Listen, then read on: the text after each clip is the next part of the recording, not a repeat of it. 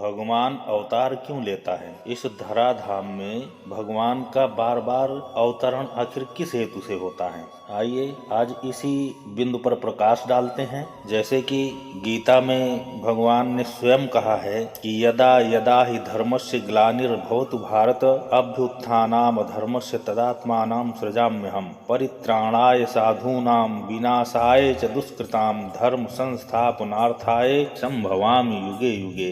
जब भी अधर्म धर्म पर हावी होने लगता है, सज्जनों पर, संतों पर और सत्पुरुषों पर आपत्तियां आती हैं, विपत्ति आती है, अधार्मिक लोग धार्मिक लोगों को परेशान करते हैं, तब भगवान का अवतरण होता है। इसी बात को रामचरितमानस में भी बहुत अच्छे ढंग से बाबा तुलसीदास जी ने लिखा है। जब जब होई धर्म कै हानि बाढ़ई असुर महा अभिमानी तब तब प्रभु धरि मनुज शरीरा हरई सजा सदा सज्जन कर पीरा। भगवान का अवतरण केवल सज्जनों के हित के लिए होता है। असुर मारि थापन सुरन, जो देव पुरुष हैं, जो सज्जन हैं, उनके रक्षा हेतु भगवान का अवतरण होता है। भगवान अगर चाहे तो उसे अवतरण लेने की कोई जरूरत नहीं है। वह पापियों का नाश तो अपने भ्रकुटी बिलो की सृष्टि लय हुई, जिसके भ्रकुटी के इशारे से इस संपूर्ण सृष्टि का विनाश हो जाए, उस परम पुरुष परमात्मा को अवतरण लेने की क्या जरूरत है? वह इन असुरों को, पापियों को,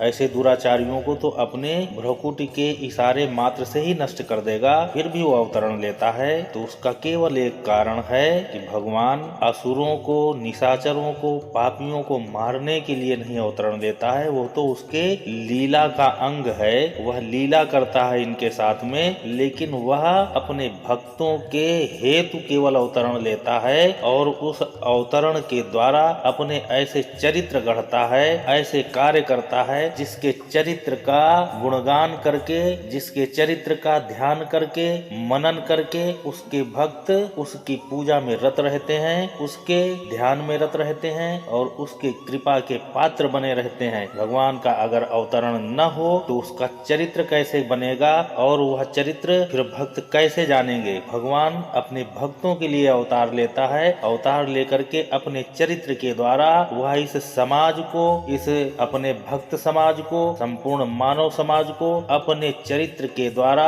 अपने पद चिन्हों में चलने की प्रेरणा देता है और भक्तों को पुण्यार्जन करवा करके मोक्ष की प्राप्ति करवाता है। भगवान के अवतरण का केवल यही हेतु है। भगवान पापियों और असुरों के मारने के लिए अवतरण नहीं लेता है, वह तो उन्हें अपने भ्रुकुट के इशारे मात्र से मार देगा। भगवान के पूजा के जो विकल्प हैं, भगवान रूप, नाम, ध्यान, धाम, ये चार प्रकार से भगवान की शरणागति पाई जा सकती है। रूप, लीला, धाम, नाम। अब भगवान का अवतरण नहीं होगा तो उसका रूप कैसे आएगा? कैसे लोग जानेंगे कि भगवान सशंक चक्रम सकरीट कुंडलम सपीट वस्त्रम सरसीरु हेक्षणम सहार वक्षास्थल कौस्तुभ श्रियम नमामि विष्णुम शिरसा चतुर्भुजम। यह रूप भगवान विष्णु का कभी राम रूप में, कभी कृष्ण रूप में, तमाम रूपों में जो अवतरण होता है वो रूप भक्तजनों के ध्यान में आता है। फिर उनके द्वारा भगवान जो जिन अवतारों में अवतरित होता है,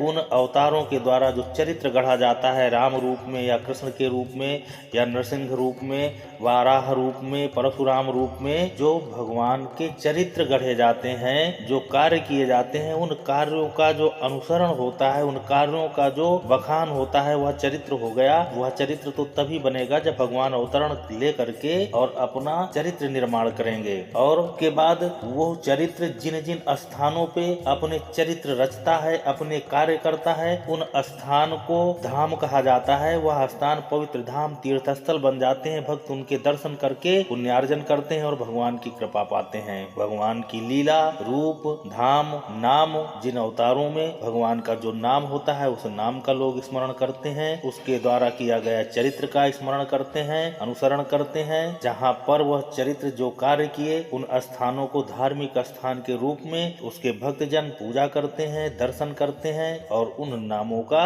जाप करते हैं। भगवान के अवतरण का केवल यह हेतु है। भगवान के भक्ति का जो मार्ग है वह श्रवणम, कीर्तनम, स्मरणम, विष्णुपाद सेवनम, अर्चनम, वंदनम, साक्ष्यम, दास्य, आत्म निवेदनम, ये 10 प्रकार से भगवान की भक्ति होती है। भगवान के इन्हीं चरित्रों का स्मरण करना, ध्यान करना, कीर्तन करना, अर्चना, वंदना दास्य भाव से या साख्य भाव से जो किया जाता है भगवान के लिए, वही भक्ति है। और वह भक्ति भगवान के अवतारों से ही जुड़ी है। जब तक अवतरण नहीं होगा तो भगवान की भक्ति का मार्ग नहीं बनेगा। तो भक्तों के हित के लिए भगवान का अवतरण होता है। अगर आपको किसी भी प्रकार की आध्यात्मिक या ज्योतिषी जानकारी चाहिए तो आप हमारे दिए हुए नंबर पर हमसे निसंकोच और निःशुल्क बात कर सकते हैं। हम आपके शंकाओं का समाधान करने का प्रयास करेंगे। और अगर आप अपनी कुंडली का विश्लेषण कराते हैं तो निःशुल्क ही आपकी कुंडली का विश्लेषण करके उचित उपाय भी आपको बताएंगे जो आपको 100% लाभ देंगे। हमारा पितृशक्ति धाम आपको ईश्वर से जोड़ने के लिए ही प्रयासरत है और कार्य करता है। आपको अगर हमसे मिलना है तो हमारे पितृशक्ति धाम में आ भी सकते हैं या हमें फोन कर सकते हैं। फोन करके हमारे पितृशक्ति धाम में आ सकते हैं आप। जय माता रानी।